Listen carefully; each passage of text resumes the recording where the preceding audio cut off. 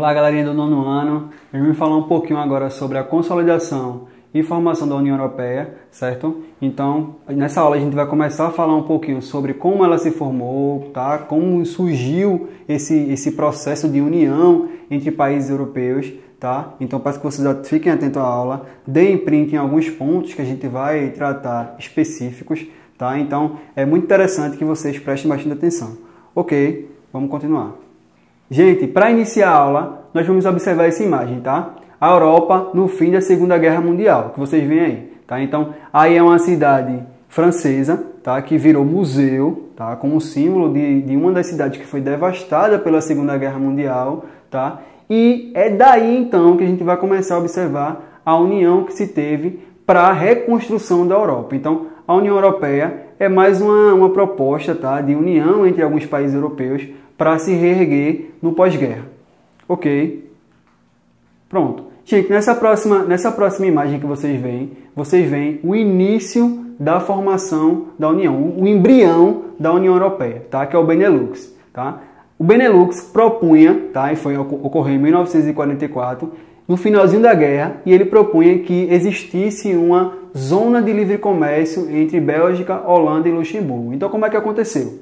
Luxemburgo chegou lá. Bélgica, e aí, Holanda? Vocês estão bem? Vocês estão tranquilos? O que é que vocês acham de a gente se juntar e formar uma zona de livre comércio para a gente comercializar alguns produtos aqui entre a gente, para que a gente possa ter uma maior proximidade e a gente consiga se reerguer? O que é que vocês acham? Bélgica e Holanda toparam e aí dá início ao Benelux, ok? O embrião da União Europeia. A próxima imagem que vocês veem na tela, tá? É uma imagem de duas regiões na Europa, tá? França e Alemanha. E no meio tem uma região de guerra entre essas duas potências, tá? Porque nessa região do meio, chamada de Alsácia-Lorena, tá? Ocorria uma grande fonte de mineração, tá? Então os recursos minerais estavam todos concentrados nessa região e França e Alemanha estavam brigando por esses recursos, tá? Chegou um carinha chamado Schuman, tá? De sobrenome Schuman, de Luxemburgo, tá? Ele era de origem francesa, e ele conseguiu uma união entre essas duas potências, tá? Ele conseguiu um acordo. E aí, Alemanha, e aí, França, vamos fazer um acordo aqui entre vocês duas, tu faz isso, tu faz aquilo, vocês dividem um território, dá tudo certo. E aí, começou aí a introdução da França e da Alemanha num novo tratado, que é o Tratado de Paris, tá? O Tratado de Paris, gente, aconteceu em 1951, tá? E que propunha a livre circulação do carvão, ferro e o aço. Vocês estão vendo aí que a conquista dessa região da Alsácia-Lorena fez com que essas potências fossem introduzidas num acordo comercial e teve uma livre circulação entre essas 6 regiões. Por um longo tempo foi chamada de Europa dos Seis. Tá? Então, a Europa dos Seis, com o Tratado de Paris, que propunha a livre circulação do carvão e aço. Ok, eu vou trazer um ponto aí para que a gente possa observar da Alemanha, tá? A Alemanha, gente, no pós-guerra, na pós-Segunda Guerra Mundial, aconteceu de ter uma divisão entre socialista e capitalista, tá? A divisão socialista da Alemanha foi dividida em sigla RFA, tá? E a divisão socialista foi FDA, como vocês acompanham aí na tela, ok? Então a gente vai ter que ter essa informação para mais na frente da aula nós sabermos o porquê.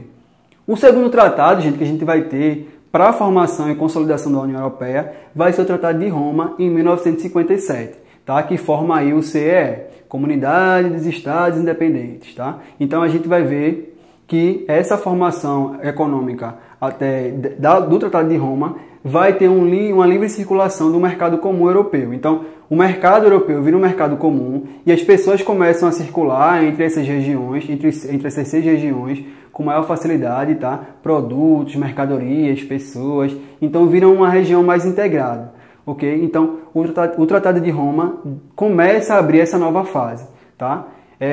Lembrando, a Alemanha, a questão RFA, a parte RFA, tá? Que era a parte capitalista que estava inserida nesse tratado. As pessoas que eram socialistas não podiam transitar livremente entre a Itália, a Bélgica e a Holanda e Luxemburgo não, tá, gente? Vamos continuar. Gente, nesse processo de evolução e formação da União Europeia, tá? Algumas políticas vão ser adotadas, tá? Algumas políticas comuns, como por exemplo, política dos transportes, livre circulação, criação de linhas férreas que ligam esses países, tá? Vamos ter aí também as políticas de ocorrência, de impedimento de distorção de algumas regras de mercado. Então, tinha uma regra de mercado antiga que não podia transitar alguma mercadoria, vamos quebrar essa regra, vamos modificar, tá? Tinha também uma política regional, todos os países inseridos nesse processo de formação vão ter que obedecer algumas regras que são acordadas entre todos, tá? E uma política de energia e de telecomunicação. Eu destaco, gente, essa última política, porque é daí que a gente vai começar a surgir algumas fontes de energia, tá? Fontes de energia extremamente importantes para a União Europeia. Nesse processo de evolução de novas tecnologias, nesse processo de evolução também de novas ciências, a Europa vai desenvolver um órgão chamado Euratom, que é o que vocês veem na imagem, tá? É um órgão de gerências e pesquisas para a geração de energias nuclear na União Europeia. Então a Euratom, ela existe até hoje. Gente, por que esse órgão é tão importante na Europa hoje? Porque esse órgão, gente, ele vai começar a gerir uma concessionária de energia nuclear para todos os países que estão inseridos no bloco. Tá? Então, a gente vai ver que a Euratom ela vai começar a guiar algumas pesquisas nuclear e isso vai ser muito importante para a União Europeia. Lembrando, a Europa não é que nem o Brasil, tá? Que tem muitas fontes de energia diferentes, como hidrelétrica, energia solar em abundância ou energia eólica. A Europa ela depende única e exclusivamente de energia nuclear e gás natural, tá, gente? Então essas energias são muito importantes para que elas continuem funcionando de modo energético. Essa próxima imagem que vocês veem na tela, tá, é a ampliação do bloco que ocorre em 1973, tá? Então, entre agora os últimos países, tá, que vão fechar lá a Europa dos 12, tá? Que vai ser a entrada do Reino Unido, tá?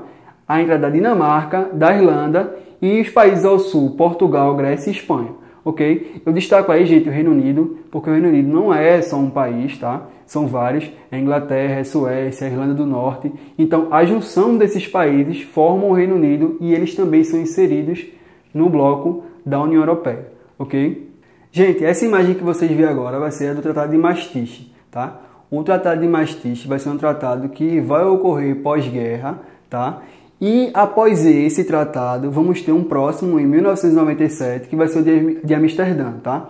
Que denomina alguns países membros que vai fechar o processo de formação da União Europeia. Mas o que aconteceu no Tratado de Maastricht, tá? O Tratado de Maastricht vai dar a ideia da bandeira, tá? É muito importante esse tratado, da bandeira com as 12 estrelas. Lembrando que as 12 estrelas são os 12 países que fecham o processo de formação do bloco, tá?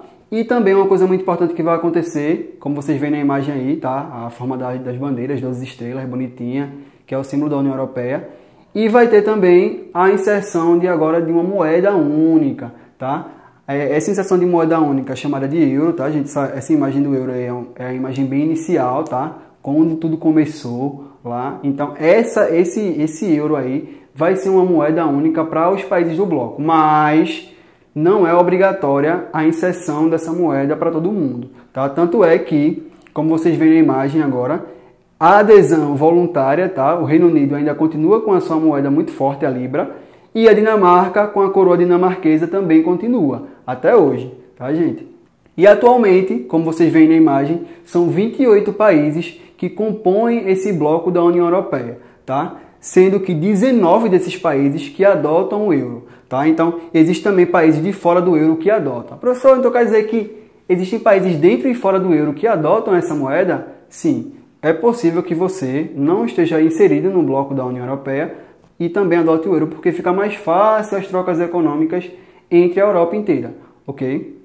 Essa imagem que vocês veem agora é a imagem de todos os países membros, tá, gente? Observem que são vários países que estão muito próximos, que formam um bloco econômico, uma interdependência entre esses países, tá? Que dá mais força ao bloco, ok? Gente, para finalizar, vamos observar alguns impactos que ocorreram com essa integração da União Europeia. Ok, gente, vamos ver que acontece o impacto de expansão de alguns mercados, acontece também o impacto de aumento de empregos e a renda per capita, que é aquela renda por pessoa na casa, também vai aumentar, ok?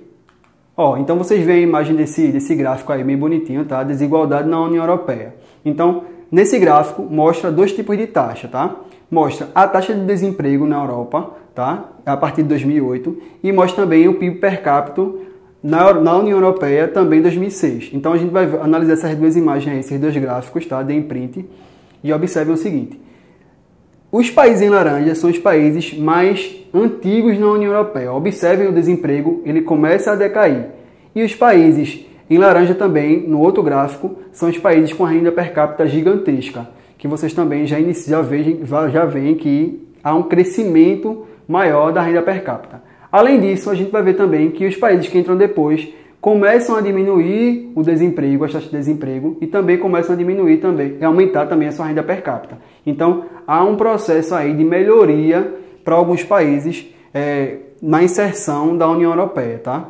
Gente, uma coisa que vai ocorrer também de impacto, tá, com a inserção desse bloco europeu, vai ser a busca de alguns países em almejar entrar nesse bloco, tá? Vai ser o caso da imagem que vocês veem aí, a Turquia, tá? A Turquia, gente, é doidinha para entrar, tá? Mas a Turquia ela é bloqueada pela União Europeia por dois motivos, tá? O primeiro motivo que vai ocorrer é a ideia de ser um país muçulmano. E o bloco europeu é um bloco extremamente cristão, tá? Uma outra coisa também que vai ocorrer na Turquia vai ser a distância que ela vai ter de alguns blocos europeus, tá? Então isso vai dificultar, não vai estabelecer alguns acordos comerciais. Mas não quer dizer que a Europa não use a Turquia com suas finalidades econômicas. Como assim, professor? Gente, a Turquia é uma região baixa, tá? Na parte mais ao sul, e ela consegue barrar, por exemplo, a Síria, tá? De mandar alguns imigrantes de circular na União Europeia. Então, a Turquia ela tem um trabalho de barrar esses imigrantes, tá? De ser aquele portão lá para não entrar da União Europeia. E em troca disso, ela ganha a esperança de conseguir entrar no bloco. O professor só ganha esperança. Não ganha só esperança, né? Ela vai ganhar também aí algumas relações, alguns acordos que a Europa vai fazer, vai ganhar um desenvolvimento. Se você for na Turquia, tá? Istambul, que era a antiga Constantinopla, né? É uma área comercial bastante rica e a Europa também ajuda no desenvolvimento de algumas coisas na Turquia, mas a Turquia é doida para entrar e não se insere nesse bloco. Ok, gente? Para finalizar, a gente vai fazer uma questãozinha, tá? Para massificar toda essa ideia aí que a gente teve da formação do bloco europeu, tá? Então, a resposta ela vai estar lá nos comentários do EducaPE, que vocês precisam assistir toda a aula, e no final vai ter a respostinha lá bem bonitinha para vocês, ok? Então, deem print agora na tela, tá? E observem a questão comigo, ok? Sobre a origem da União Europeia, tá? Assinale a alternativa incorreta. Então, essa questão, observem bem, tá? É a incorreta, não é a correta, presta atenção. O primeiro nome do bloco econômico, que mais tarde viria a se chamar União Europeia, foi Benelux, resultado da união entre Bélgica, Holanda e Luxemburgo. B. O Tratado de Maastricht, assinado em 1991, foi responsável pela criação da União Europeia em substituição do Mercado Comum Europeu. C. O Mercado Comum Europeu, criado pelo Tratado de Londres em 1880, para a substituição da CEE, Comunidade dos Estados Europeus. Letra D. A CECA, Comunidade Econômica do Carvão e Aço, surgiu após sucessão de criação do Benelux e tinha o objetivo de estabelecer um mercado comum no campo da siderurgia e seus países membros, tá? Os diferentes nomes da União Europeia em ordem cronológica foram Benelux, CECA, Mercado Comum Europeu ou CEE e União Europeia, ok? Respondam. Até a próxima. Valeu, gente.